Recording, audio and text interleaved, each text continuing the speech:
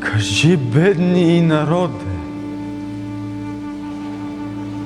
кой те в таз рабска люлка люле? Тос ли, що Спасителя прободе на кръста нявка, зверски в ребрата? Или тос, що толкова с годин ти пее, търпи и ще си спасиш душата? Той ли?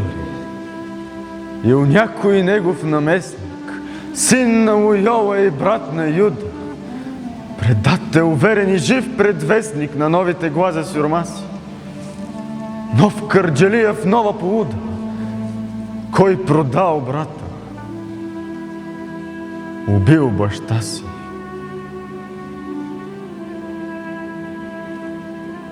Той ли? Кажи ми. Мълчи, народа, глухо и страшно гърмят окови, не чуй се от тях глас.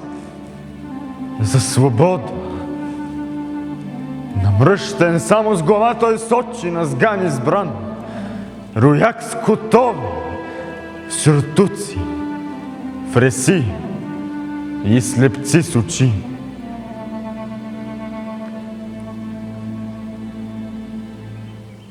Сочи народа и под от чело кърва вселее над камък гроб. Кръстът те забит в живо тело, ръжда разяда глозгани кости, смок е засмукал живот народа. Смучат го наши и чужди гости.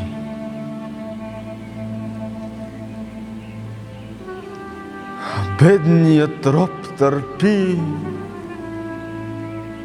и ние без срам, без укор броиме време. Откак е в хомот нашата шия, откак окови влачи народа. Броим из вяра в той скотско племе, чакаме и ние.